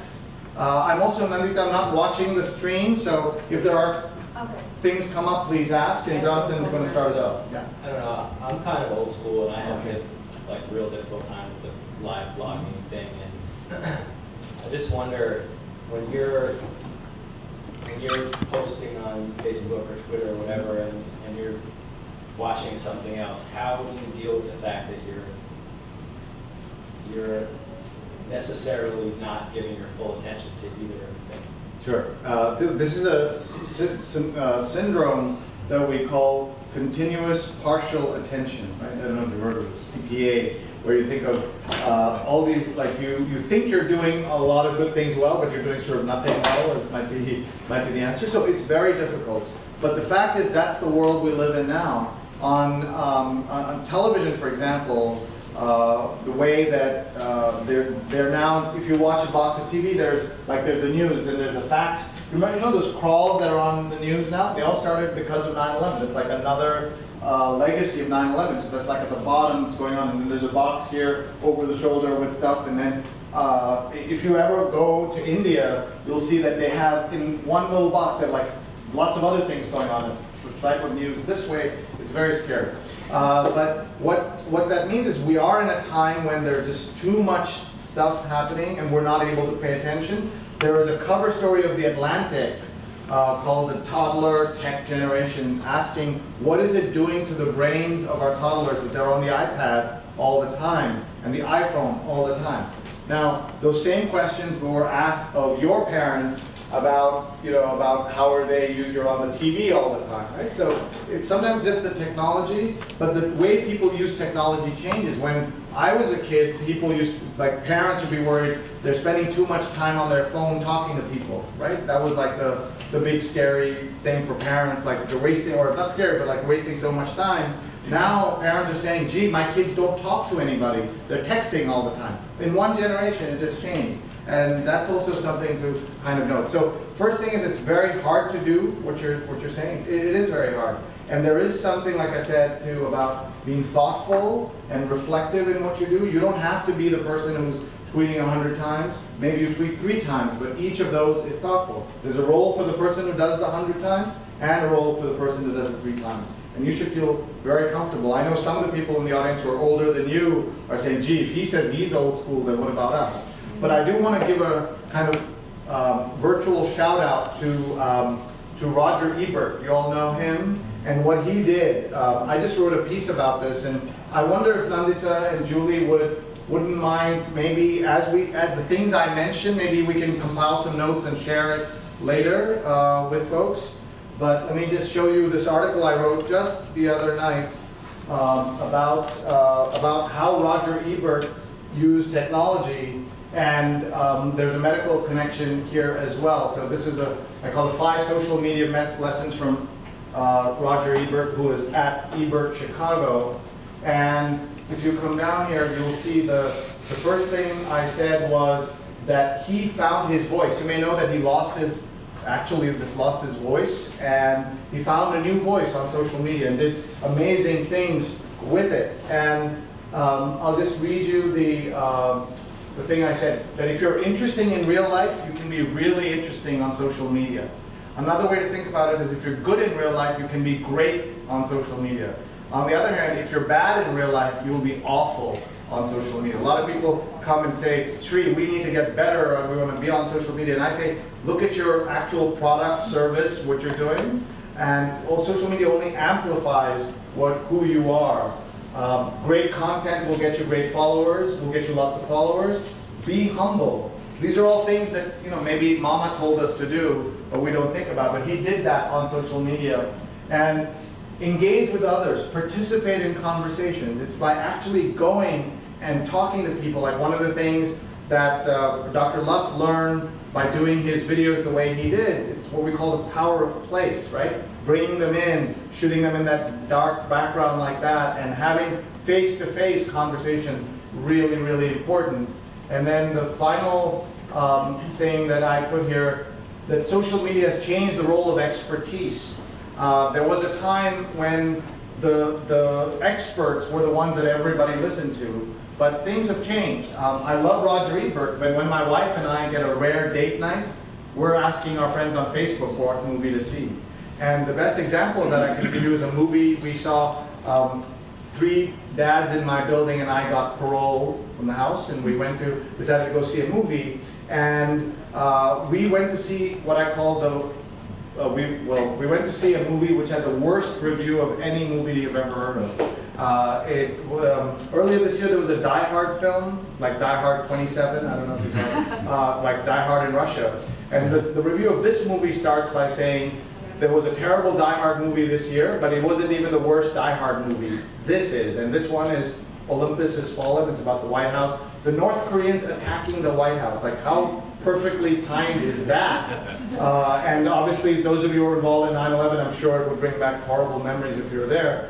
But we went to see this movie, and I call it the best, worst reviewed movie of all time, because it was a great action film, but obviously it was traumatic and not good. But we chose to go ignore kind of the way people look at what the experts said. And then finally on this little note, when the iPad came out, I was on CNN and I said that the iPad's a great product, it's going to do very well, but it's not ready. I wanted to have a camera that I can pull it up and then hit one button, talk to grandma in India, that kind of stuff. So I basically said, don't buy it, I'm not buying it, I know other people will buy it. Well, look what happened. This guy sitting in Brazil says, hey, great comments, I'm coming to buy the iPad from Brazil. Like, here I was telling people not to buy it, he only heard iPad and he's getting on a plane from Sao Paulo and coming. That's that new world we live in, right? So when those of you who are going to become doctors, I spent a lot of time with doctors thinking about social media, and not just social media now, but the old problem of email, that the patients walk in the door with so much data and information and misinformation that they're ready to fight you sometimes, right? So you've got, by the time you'll have 15, 20 years of experience and you know what's going on, but the patient will come in having read something somewhere, some snippet of information. So you have to almost put up your dukes and ready to fight with this patient over something that you know better, but they think they know better. And that's that new world. And I don't know, Dr. Luft, have you encountered that? Or Doc, have you encountered that? I think that's a great point, about, where does truth lie? Where do you get your information? I mean, you can go to a restaurant reviewer or you can go to Yelp. I mean, I think everybody goes, I go to Yelp now, right? And that's just basically all of us basically coming up to an idea of what is the best restaurant. Right. It's not the expert telling us. We all become expert by participating, and then we get this, this sense, the consensus of where, where the good place to eat is, or which has the best sushi, or best Chinese food, or Indian food, or whatever. Right. And so that's how things, and I think the same thing is true in medicine. Where does the truth lie? Does it lie with me as your professor, or does it lie with what your patients have to say? Right. How they feel about it. And when we can access it, all the better. Doc? Yeah, I think it's changed a lot. I was in medical school 25 years ago, and medicine was a mystery to most patients. Well, I was in Vermont, so maybe it's still a mystery. But the other big difference is that I think a lot of it has to do with advertising. Right. Because what do the ads? What do the ads tell you to do? Right. They say that you should be using Abilify. Ask your doctor. Right. Right. Yeah. So it's not. They don't tell you about the 3 pages of like disclaimers that are given. They'll kill you. There was a SNL parody of one of these things, but I thought there was not much difference between the parody and the real thing, because they listed all the symptoms of like things that could do to you, except it will kill you but they say often it can be fatal, or a heart attack can happen, liver, so. I think it's a much harder climate to practice medicine in today. Right. So what I would like to do, Sheree, because we are entering the last hour, is look at some of the questions that the 2 leaders posted. Now, Nandita has actually reproduced some of those questions on the comment blog, but for you to use Twitter, it would need to be much shorter. So why don't John Kristen, which one is John? Yeah, John. And I have an answer to your question. Sure, there are actually 3 of us. Oh, good, okay. John, I have John and Elliot, I know, and the third person? 2 Johns. Yeah. Oh, there's 2 Johns, Yeah. okay. So we would like you to post those questions. The group will contribute, especially our first responders and physicians who take care of them, and students. And as you listen to the discussion, you interact via social media. So your first question, so everybody can. So do you remember your first question? You have your questions, Okay, yeah, okay, they okay. have them on their devices. So we'd love to see you use social to kind of answer. You want them to answer on Twitter or the comments? Can they do on the comment blog? Well, there's so many of us here. I think we should be talking, and then people should also be adding their 2 cents in whichever medium they like. Yeah, go ahead. So my question was... Your question was a long one. Yeah. so why don't we shorten it, and then we'll see. Okay, so the increasingly significant role of social media outlets like Facebook and Twitter in the lives of many people has made it common for an individual's first exposure to a breaking news story to be through one of those venues rather than through more traditional media like radio and television. If Facebook and Twitter had existed in the immediate aftermath of 9/11, what would their role have been? Would they have facilitated easier access to information, or would they have amplified the feelings of panic, helplessness, anger, and uncertainty that were present during that time? So did everybody hear that question? Because yeah. You heard that? Did our audience hear it? In a nutshell, your question was, if Facebook and Twitter had been around in the immediate aftermath of 9/11, what would their role have been? That's a great question. Yeah. Okay, so does somebody want to answer that, or think about it? I recently was thinking about what the O.J. Simpson episode would have been if there was social media, and then I saw a recent clip of what became what were the confirmation hearings of Justice Clarence Thomas, and he used this term, I don't know if you remember, very famously, he said this is a high-tech lynching, is what he called it. And I said, you have no idea. Imagine if that was today. All he meant was 24-hour news. There was no email, there was no cell phones. Imagine how different it would have been. Go ahead. So, John, if I can suggest, but it's up to you, if you pose that question first to our colleagues here who were at the World Trade Center, the first responders, and then to the group, you might want to do that. But why don't we ask, how do you feel? Maybe also, we'll just have your responses to all the things we've been talking about. Well, for me personally, it got to the point where being down there so much, and there was a point where we were just kind of numb. And I think that, you know, what was being shown on TV and the news, just re-looping this stuff, was you're kind of a slave to what they want to put on. And I think that if there was something, if they had social media, and believe me, I'm not a computer person, I can send email and Google stuff, but the idea of what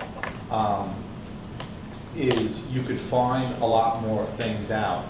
You could tweet or, you know, or connect with people that are in, or see what's going on social media on an NYPD website. You could go see FEMA, you could really find what's going on besides this, some reporter standing by the pile, upwind, not being able to get really close to seeing what the guys are going through.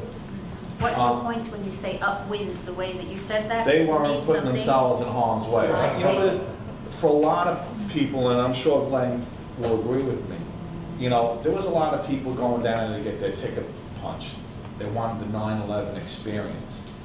You know, they weren't in holes that were on fire, digging bodies out, digging fingers out, all this other stuff, breathing this crap in. No one knew. You wonder even where we would be at health-wise. I mean, myself, I have RADS, asthma, sinusitis, rhinitis, GERD, esophagitis, gastritis. Nobody knew. Well, how'd they all get sick? Well, because we started with paper masks, and then we went to a respirator, and they said, they're good. Well, the particles were so heavy. You would wear a mask. You got it at the beginning of the day at a high school. There was 2 high schools we used away from the site. You got your stuff. You went on the pile. You spent the day there. That mask was filled up in about 3 hours, 2 hours, filled to the point where it's falling off your face and you keep trying to tie it on, and you're like, it was like this, trying to breathe. You got rid of it. There was nobody out there handing fresh masks out. So you wonder why we're all sick, because basically we had Red Cross tents set up, and they were giving us sandwiches. They meant very well, and giving us glasses of juice, so we were eating it and drinking it for weeks. This is why, my opinion, why I'm not an expert like Dr. Luff, but I would say there's a good chance of why all our digestive systems and sinuses are shot. You know, me myself, I'm going for my 2nd sinus surgery and abdominal surgery, along with everything else. So I think if information like that had been shared, listen, they're not handing fresh masks out. There would have been a lot of pressure. Ah, I see. So you think there to like, would listen, be a value? it's on the social media. They're not handing these guys fresh masks. There's no one out giving them a mask when they're full. We spent the last 6 hours of the day with no mask. So you think there would be a value if there had been health information? You're probably a lot less people, in my opinion, would not be as sick as we are. I completely agree, because what you would be able to do is you would have had the phone cameras yourselves, and you wouldn't have to wait for the reporter, and you could just take a picture. Take a picture of all the masks everybody threw away because they were too full to breathe through. And they're not having it. Just one of the things that I hope this ABC idea that I keep saying pick is one of those masks up and say, send this to the lab, see what's in there. That would have solved a lot. But also you're talking about engaging public outcry, how we need more help. You gotta and do the the right information thing. was traveling slowly. And it sounds, from what I'm hearing, that the conventional media served no purpose for those of you that were It was to tune in taking to care of see it. something so you can get the 9/11 experience. Trust me, and I mean, what we went through and what we saw, I wouldn't wish that on my worst enemy. I would never want anybody to have that experience. It just sucked. The whole thing sucked. It was the first time we worked in a SWAT team. We've all been in, I mean, me and Glenn have been in numerous shootouts, shot people, you know, 3 plane crashes we were involved in, pulling bodies out. I mean, I know me, and it's got to be the same with Glenn, that we've been on the same jobs, where just plane crashes, car accidents, homicides, suicides, I've either bagged or stepped over about 800 bodies. I'm not including 9/11. But that, for me anyway, was the first time that I got to sit down as a unit where we always won. You know, in America, we were the SWAT team, we were the rescue team. We just sat there and we're like, we're fucked. We have no answer for this. There's nothing. You pick up finger or a bloody shirt.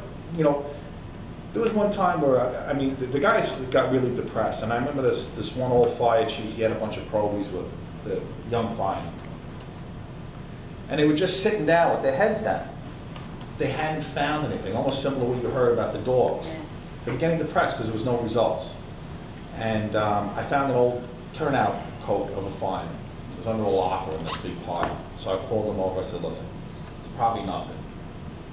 There's a piece of a turnout coat. It looked new, you know. And maybe, you know, if you want to kind of key on this, you know. So guys, you know, there's a piece of a turnout coat. They jumped, There's a piece and they of went out a turnout coat, a fireman's coat.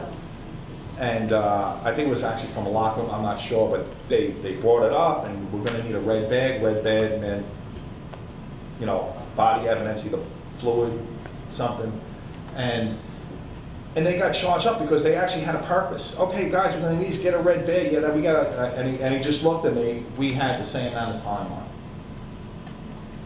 it. The city was a very busy time then. We had a lot of the same experiences, and you could tell what people need. You know. And if there had been social media, you may not be sick as you are today.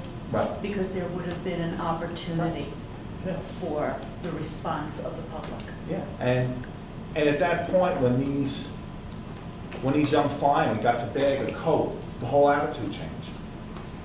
So they came back with something. So us who had that much time in, we came back with nothing. So because we knew that. What I'm hearing from Bill, apart from the experience itself, is the media at the time served only as a voyeur, rather a voyeur consuming something almost like an entertainment or paralyzed, rather than serving any basic needs that those most vulnerable. My thing was, everybody's experience was what the media wanted to show you. You were stifled. You didn't get to see what was really going on. You weren't really hearing what the guys were saying. The guys couldn't say what they were experiencing.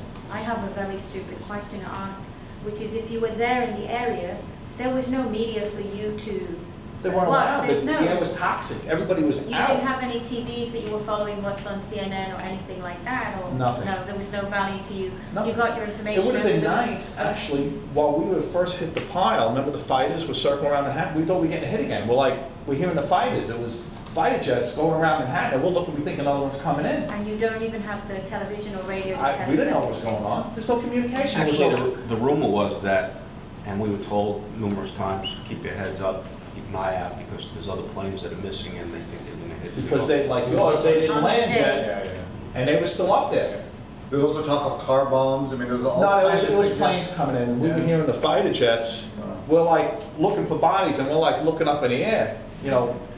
So to answer your question, there might have been a value if social media infrastructures had been present, but it's not in the way that I was imagining. I was imagining it as a value that the way news travels or the way events unfold, but I wasn't thinking about it as a public health value, which is what you're saying, or a public advocacy value.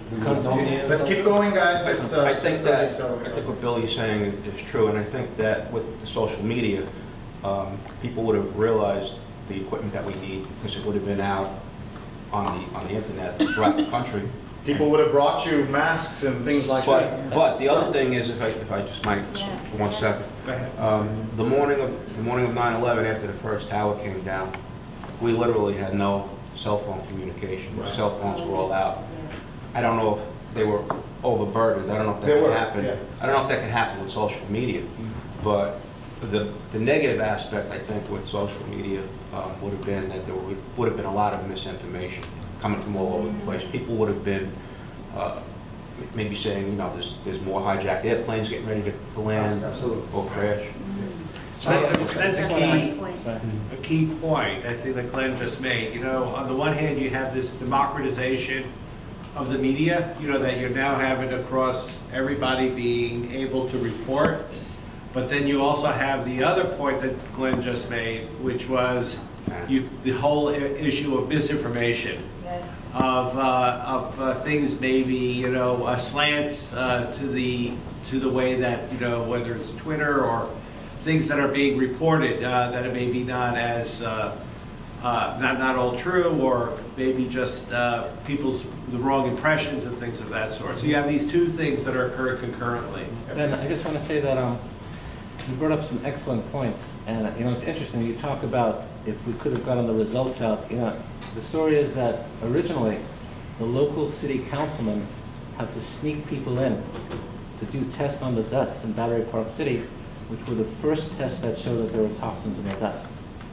Okay? But yet, right. It was out there till January for me. But there was no social media, and the way the story actually got out is there were community forums, and we're in the community forums. 2,000 people would get together, and there'd be a speaker from the EPA. Real people. Real people. And the EPA said, told people, well, you can get all the results on the web. And you heard 2,000 voices say we have no internet because everything was down. But there was one guy, who was a young lawyer, and he would go to the meetings, and he had flyers that told the real story of the data.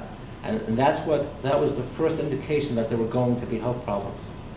So I'm thinking, like, what would have happened then instead of Joel walking around passing out flyers to people coming into these meetings, if he just could have posted it somewhere. So actually, I think this fits well into your question 3, and there's one very good question you ask, which feeds right into that. John Kristen, point 3. Yeah. Okay. So. On January 2nd, 2011, President Obama signed the Zadroga Act into law after a lengthy and difficult struggle. How could physicians, first responders, and others have used social media more effectively to raise public awareness about the health issues affecting many of the responders and the need to take care of them? I can answer that question because I'm a board member of the Feel Good Foundation. I don't know if anybody ever heard of it. The Feel Good Foundation? Yeah. It's feelgoodfoundation.com. It's a foundation founded by John Field. It's spelled F-E-A-L. F-E-A-L. Feelgoodfoundation.com. And we're the guys who went to Washington, D.C. 90 some odd times to get the Zadroga bill passed. 90 times? More, actually more if you count up all the times that me, John, and Anne Marie and a couple of other board members went. But we responded to, we went to Washington, D.C. for over 3 years to try to get that bill passed. Who would you go and to see? We went to every congressman's office and almost every senator's office. We just walked the halls of Congress, walked the halls of the Senate, went in there and spoke to the congressmen. If they weren't there, we spoke to one of the legislative aides or chief of staff. And really what we did is we educated them. They did not really know the plight of 9/11 responders. They didn't know how many people were sick, how many people had passed away. Over the course of 3 years? Yeah. In the immediate few years after 9/11? Up until the bill was passed. And again, we educated them. We let them know things that were going on out there, and that swayed them to lean towards the bill. We got some sponsors and co-sponsors out of that. But we also used the social media very effectively. You did? Yeah. We would post on Facebook. I don't tweet, whatever you call it, Twitter. Maybe I should. But we would go on. We have a Facebook page. This is a stunning list, guys. This is amazing. That's a list of the 9/11 responders that we know have cancer right now, and some of them that passed away. But you may not know this, that there's over 1,300 9/11 responders. I'm not talking about people that died on 9/11. People who have died since, there's over 1,300. We should get like their average age would be in the 40s and 50s, and even some in their 30s. Somebody should be tweeting that. Yeah, that's amazing. That's something the But public doesn't we know. would go on our Facebook page, or we also have a Feel Good Foundation But Facebook you page. must have started the Facebook page after the Feel Good, right? Feel Good Foundation's been around for about 7 or 8 years. I see. And we would post on there that we need people to call their congressman or their senator, the ones who didn't really go along with what we were trying to do, get the Zadroga bill passed. And we would have people flood their phones day after day. So you would call to action through Right. this platform. We did it last month as well, right, with the sequestration? Yeah, we did it with this, the sequestration of the Zadroga bill, where they wanted to take $203 million back from us. We're still doing it. So you knew how to engage social media as a first responder. How could the physicians were the physicians engaged to answer John's question? Well, how could we have helped more, or were we not involved, or how did you get physicians to help in that effort? Or you did this all without physicians? We posted it, and whoever wanted to call the congressman or senator could, we gave them the information, the phone number, and we probably had some physicians also. Yeah. Sorry, Dr. He's been a big help for us also. And, 9/11 responders going and speaking about it is great, but to have doctors who actually treat us and know what the problems are, and you go and you speak to a senator or a congressman about it, it's vital. It really helps a lot. Okay, let's go to another question. Elliot has some questions, right? I do. Make it somewhat shorter. Okay. I'm counting your characters, 140 characters. do you have a question you want me to ask? Well, I'm looking at the first one about the Rockaways. You make some very good observation about the parallels. Okay, so in the passage that you wrote about in the book, you mentioned a few minutes ago about pulling the bodies out of the plane and the Rockaways and how you were really good at it. And that was sort of like a, I don't know, it was be careful what you wish for. Like, I've always tried to be great at what I wanted to do, and no shit, I'm like the best in the world at dealing with these horrible tragedies. So I see these parallels between that and becoming a doctor. And so the question that I posed was, there seem to be a lot of parallels between your anecdote and your practice of medicine. You became skilled to the point at surpassing the expectations of your peers. And it can be similar to treating pediatric cancer, counseling addicts with addiction, and many other fields of healthcare. This be careful what you wish for mentality, I feel like can happen in medicine also.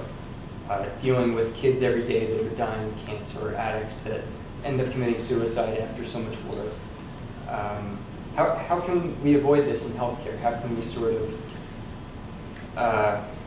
address this issue of dealing with tragedy and success? What I was talking about specifically was, as we were down in the pile, and we've all had me and Len had 2 plane crashes under our belt previous, then 9/11. What happens is you kind of get numb. And we looked at that plane crash and the Rockaways, I think there was like 500 bodies, and almost everybody had no heads and feet. They were still attached to the chairs, some of them, but everything that went straight down, everything got locked off as it went through the fuselage, and at 1 second it went nose down. And everybody was in one big pile. What I was getting across was, what happens to people is you shut it off. You turn it into almost like a garbage removal. You can't get connected to everybody and say to yourself, I wonder what's going on in their family. Oh my God, their relatives and this and that. Oh, there's a kid there. You got to shut it off. There's a price to pay, but you are dealt with what you are dealt with. So you need to be really serving in the hour of need. You have to turn some You have to things shut it off. off. You cannot function in that capacity with that much death and deformed, burned, decapitated bodies. You can't. But if you're there and the radio calls you, you show up. This is the unit that we're in. And that's just really tough shit. That's what you got. I think So that's deal what with doctors are signing on for. Right, as which is a well. big part of the PTSD with all of us. Most of us have it, whether they want to say it or not. I'm not afraid to say I have it. And it's an accumulation thing, through shootouts and everything else that we've been involved in, plane crashes, this and that. But the cup runneth over at some point, and I don't think that the guys realize when that happens. But you know when you're not feeling it, and you're just loading bodies and body bags. We had a big box truck filled with bodies. The FBI was amazed at that plane crash in the Rockaways because we had 500 bodies bagged by 10 o'clock at night. And the thing that I remember was, the city was so bad, they cut guys loose to send them back to the Trade Center to dig the bodies over there. They kept some here, and the city didn't call a timeout. We still had our homicide warrants. There was still burglars and murderers that we were kicking indoors. We were the SWAT/rescue team. So for me, I never really realized when it happened. You know, more like at home noticed. You know, you just kind of, you know, 9/11 happens for me, and I know it's PTSD because I can't sleep at night. I have to take trazodone to go to sleep. There's the littlest noise, I'm up. And what the hell I'm looking for, I don't know. But I won't go to sleep. You know, so, yeah, and I think anybody who's involved, and doctors especially, you're going to see it. It's all gruesome shit. You're going to just be aware of it and just deal with it. Don't pretend it's not happening. I didn't realize it when it happened. I don't know where in my career it happened, but you're like a robot. By the time I got out, there was nothing I could have seen. I'd be like, oh, okay, yeah, that's it. So if I could just jump in terms of like PTSD and reactions to traumatic situations, like you're talking about, you've experienced a lot. You know, the plane crash, perhaps other homicides, deaths. In those moments, similar to warriors at war, and it's helpful to be able to shut down, to shut off, to have that hypervigilance, right? Because you're preparing to act. Similar to dealing, say, with being in an ER and dealing with people coming through an ER, you need to respond quickly. So that arousal is really helpful, right, in the moment. But when you take it all away and you're not in the ER, it's not helpful anymore. When you're not a police officer anymore and you're retired, You're just stuck with this bag of shit. Now everything can come up to the surface because you don't need to shut it off anymore because you're not in that environment. Now suddenly you're stuck with dealing with all this stuff that's coming up because you're not using that energy for anything else. So you can see how, and this is what we notice too, a lot of folks who retire, that's when a lot of symptoms start appearing in folks. Bill, I just want to know whether you can comment on the issue of social media, and your experience was that you were an ESU officer. You had certain expectations. Your colleagues had certain expectations. Did you feel isolated?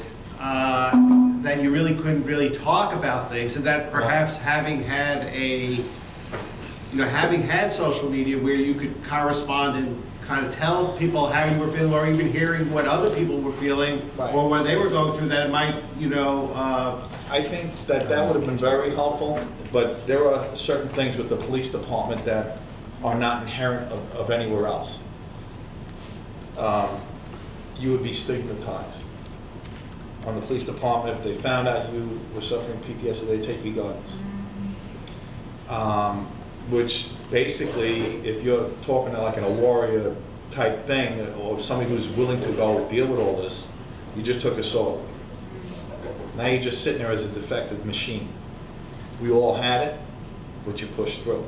So you said to a warrior, it's like taking their sword away. Is that what you just said? That's it. Now, if they take your guns away, and I don't think the job or anybody else really understands that there's different levels of what you can deal with.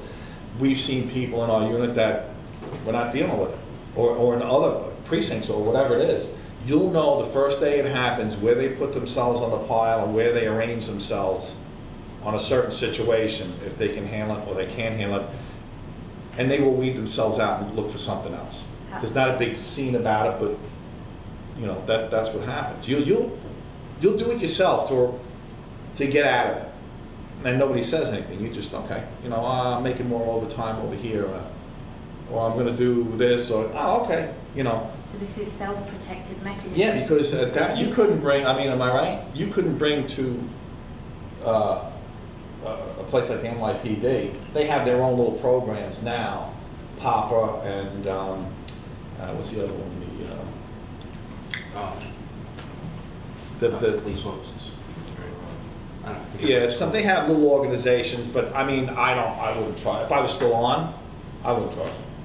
So you know that this is true of all big organizations. There's a story in the New York Times that's so serious that it's also funny at the same time. One of the top anti-corruption officials at the UN is suing the UN for being fired for being a whistleblower. But there's a big anti-whistleblower protection thing that the UN implemented, and he was fired sort of under those. It's like you can't make this stuff up. Right. And big organizations aren't used to kind of the things that, I mean, I think there's now more awareness, and but it's everywhere. So Sri, we only have a little time left, and you had some things that you wanted to. Sure, I can do that, but go ahead, and then I'll sorry. Okay, I'll just make it quick. In the police department, if you get labeled, first, let me just say this. Since 9/11, post-traumatic stress disorder is seen in a whole different light now. Back in 2001, before 9/11, if you told people you had post-traumatic stress, they thought you were crazy. Nobody wanted to deal with you, and that's how it was in the police department. Oh, he's got post-traumatic stress. I don't want to work with him. They put you on what's called the rubber gun squad. And that means they take your guns away, and you either work the switchboard in the precinct, or you're on the desk. Your ID card says modified. Nobody wants to work with you, and nobody even wants to talk to you. That's why so many police officers get shot. That's why so many police officers commit suicide, because they won't go for the help that they need. The way in our unit, there were only 350 of us in the 30,000-man police department. We were very close. Camaraderie was really close. So the way we dealt with it, we would take a body out from under a train. We'd go back to our headquarters. Makes me again. Going back for cleanup. We go and we clean up. We have a cup of coffee and we joke around about it. That was how we dealt with it. And in 2004, 2003, I retired. In 2004, everything that built up in me over the years started to come out. I started to drink, and I was never a drinker. I started punching holes through the walls of my house. I had road rage. Because you got off the ride. You got off the ride. And everything that, over the years, that built up in me started to come out. What does that mean to get off the ride? You have a completely different language.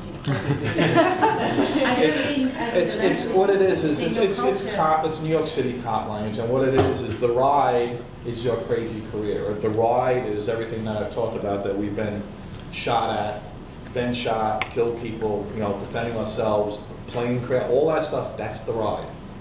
And when you get off the ride, it's like if you get off like a ride that's making you dizzy, and when you get off and you stand like this, because that's basically what you left it. While you're on the ride, it's fine. You're functioning. When you remove yourself from that adrenaline rush, and it is. I mean, our unit, you couldn't wait to go through the door. Shots coming through the door, you had the shield. Let's go. I kid you not, that's the mentality. It sounds like you miss it. I will, if I can go 2 times a week and have weekends off, none of us would ever retire. But at some point, the cup, like I said, one is over, and it starts, things starts getting wobbly, and you're like, maybe I got to pull a pin. That means retire.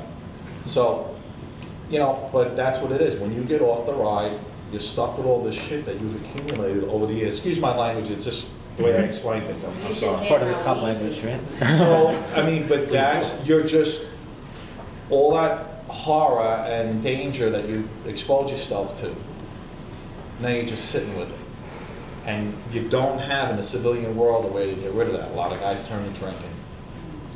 I think that one of the things I just want to briefly speak to about social media is I think that for our family, this was a trauma, not only being a New Yorker and being an American, but this was a trauma that was crumbling our family.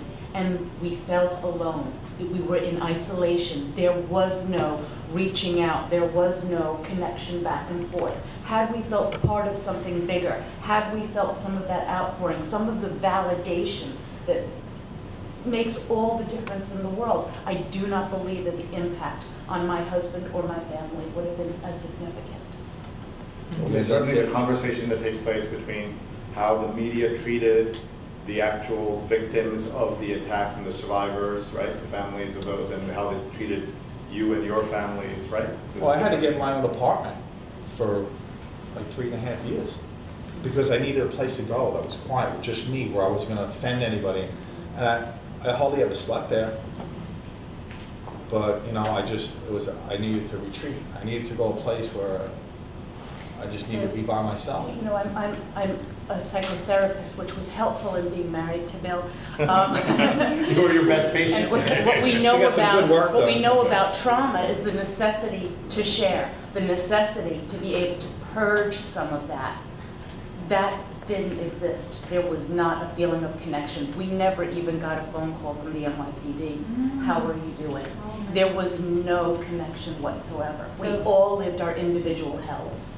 That could have been different. Your individual hells. So that's. So we have only a few minutes left. I'm sorry. I just want to interrupt Sri. Sorry. So you are telling us that obviously this is a very experimental class, as you can tell. Elliot opened with a great question, as did John, but I didn't even get to approach the end of it. So do you commend efforts to explore these problems in a professional manner through social media as people that are living with this? Do you think it's useful? Absolutely. I think it would have been better earlier, because it's always better to intervene earlier to the event, but these men are still suffering. I would say. Sorry. Now, I was going to say that that's sort of how I was going to close, but I would say that this class and the fact that you folks are here talking, and overall what's happened in New York is, God forbid there is another time like this, everybody is going to be better prepared. The trauma, as bad as it will be, the lingering effects, I think, will, because now we will not tolerate you folks being, your successors being there all those months without. You'll have the next group say, where's my next? Yeah, exactly. When am I getting a new one? Exactly. I don't want to hear that crap, because the last group, So that's all very important. I'm getting goosebumps. Just, you know, we're hoping that's true. Yeah. But we're starting to see, you know, not of the same magnitude, but we're starting to see problems in the people that responded to Hurricane Sandy. Right. So the fact that we're supposed to learn this lesson may not have happened as much as it should. That's true. The people on Staten Island waited for several days, right? And then also parts of Queens and. But just to show you, this conversation is already being followed by New York City EMS's website, part of the FDNY. So 5,000 people are now going to be following this conversation. One thing, very quickly, there's a program that I'm involved with now at police headquarters. Retired guys, when I talk about getting off the rod where you're comfortable, retired police officers, there had to be, I guess, 40 or 50 of us through Commissioner Kelly had started this thing of guys that retired in case a major event happens. And we went down to Sandy, volunteered with a police vest on, and we got on buses with precinct, and we were back down there. All guys that were 9/11 survivors. Okay, we're almost literally out of time. Just wanted to, again, remind you of what people are saying and how they're doing, and how what you are in real life is reflected online. And apologies to anybody who works at AirTran or has friends and family who work at AirTran. Do you know this airline? Anybody familiar with this? Being on fire, that's an understatement. Yeah, exactly. I mean, if you know this airline, this is like true.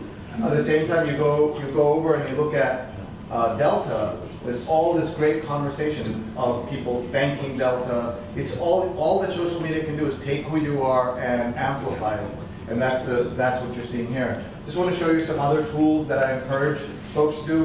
One of our friends said he doesn't tweet.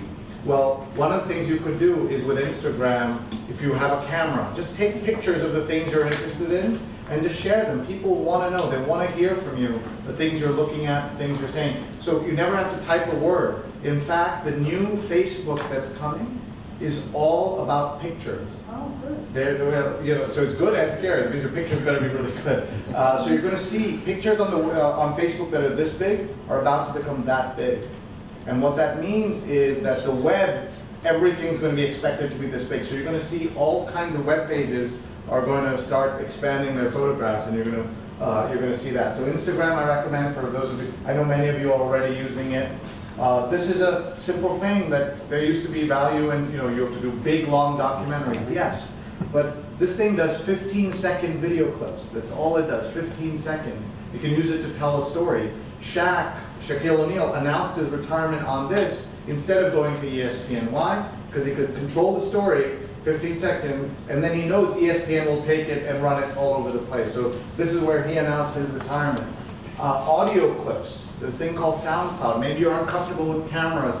Well, just take audio clips and think about, collect them, and then decide how to share them. There is also this tool called Rebel Mouse, where it aggregates all your social media. So you don't have to, you're on Facebook, Twitter, LinkedIn. It brings it all together in a way that I really like. I also wrote an article about Pinterest. I wrote it as the only man on Pinterest. Some of you might know that. It's like really good for design and things like that. I'm going to just go forward here because we don't have time to talk about your media diet. And I encourage you to start reading Mashable. Some of you know this. It's one of the most important websites about the future of communications. And it was started by a young kid in his bedroom in Scotland. And CNN offered to buy them for $200 million, and he said no. That's how kind of big he's become. And it's great. And by the way, his name is Pete Cashmore, which is a great name for him, right? He's going to get a lot of cash. All right, and then sustainable social media. How do you do all this and keep stay in class and not fail out? I recommend Hootsuite and TweetDeck, and another tool called Nutshell Mail. And by the way, we'll circulate all of these, and Nandita has some of these anyway, so that you can look at these later. But these are all ways to kind of, like Nutshell Mail brings all your social media into one email once a day, so you don't have to be in there doing all this stuff. But I promised you my social media success formula. So what we're going to do is we're going to pretend we're in Catholic church on Sunday, led by a Hindu priest. It's a weird church. Okay? So we're going to say the formula out. Okay. No, are you ready? Ready. Ready. All right. We're ready. A lot of noise. All right. So we're going to read these words out loud. And these are the words that will help you with your social media and your success in it. So it starts with the word helpful. Okay? Ready? And just say them together. Ready? Helpful. Useful. Timely. Louder. Informative. I can't hear you. Relevant. Second sister. Actionable. Hallelujah. Generous. Credible. Say it, brother. Brief. Louder. Entertaining. Take me home. Occasionally funny. Amen. Right. That's how that works. So now, I tell people, all your postings don't have to be all of these things, but all your postings have to be some of these things. And this is something you may want to take a picture of.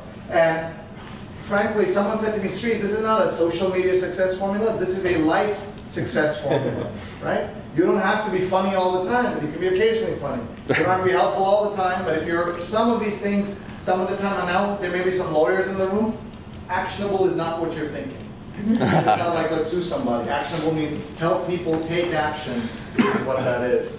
So because we're out of time, I'm going to stop here. I want to remind you of my email address and contact information so that if you're working on anything, you will just reach out to me, and I'd be happy to help you. If you have any questions at any point, I'm happy to help. I want to thank Dr. Kanta and the entire team.